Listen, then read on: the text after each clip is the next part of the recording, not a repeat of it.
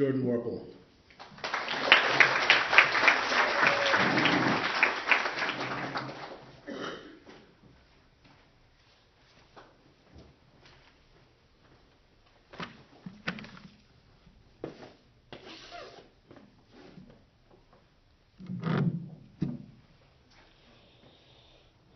Corporal Usher, 3 days after D-Day.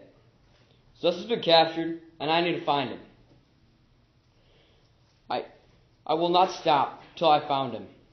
No sacrifice too great. Why did I let him sneak up on me? I swear I will bring Hitler's head on a silver platter to the president, even if it's the last thing I do. We're storming Auschwitz. I've been looking for Zus in every camp, but nothing. Then I heard Sarge call my name.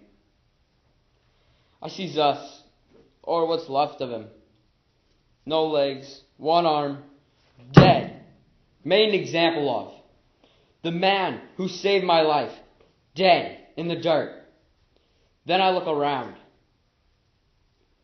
I've never seen anything this gruesome in my life. The pain these people felt, the torture, the suffering, the smell of burnt flesh all around me. I look around and puke my guts out. I look at the bunks and I see a name written in German. The first I can't make out, but the second is clear as day. Zus. And papers are on it, and I read. Journal 1, Private Zus. I'm writing this from a POW camp. Today the Nazis are looking for Jews, so I did the only thing I could. I buried my dog tags in the snow, because they would have identified me as Jewish. I had to watch as my comrades were put into trains, looking at me asking, why not him? There is something I've been hiding from all my comrades, something that I've only told one person. I'm German Jewish. It's the only reason I could tell them I'm not Jewish. Journal 2, Day 365. I've been ratted out, and now I'm headed to Auschwitz. I was given special treatment for 1, lying, 2, being a POW, and 3, because I'm a Jewish soldier. So they cut off my toes, one by one, and then they took my legs. Some. I've never cried a day in my life. But that day I cried enough to fill 3 barrels. No monster could do this. This is the work of animals. No, monsters. They must have been incapable of filling anything. I will kill every last one. But now it's time to go home to my family and break the news to Zus's. I found Zus's dog tags in the snow at a POW camp, so at least I have something to give them. Corporal Usher, on the boat heading home. I've confined myself to my room. I picked up my gun, pressed it against my head.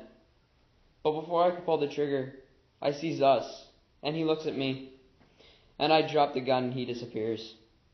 I will never be able to pull a trigger ever again. Journal 4, Private Usher. The war is over. I'm going home. But all I can think about is how to tell Zus's family that he's not coming home. How to tell his 5 and 10-year-old kids that he's not coming home. How to tell my wife that the reason I'm alive is dead. As I get off the boat, I know there's going to be a flood of tears. And I start crying the moment I see my wife and my newborn baby. As I hold them, I see something I didn't want to see. Sus's wife and kids. I go over to them, and his daughter asks, "Where's Daddy?" I say, "Mrs. Zus," and she breaks down crying before I could say anything. And I tell her everything. Anyone who survived this should be loved, and anyone who didn't should be given praise. And I hand her his tags. Every night I see Zus with a bowl at his shoulder, standing above me, saying, "No sacrifice too great." He haunts me along with those I couldn't save. I believe Zus saved my life twice in the war, and I never saved him once. So I could be home with my family. And to this day, Zus watches over me and my family.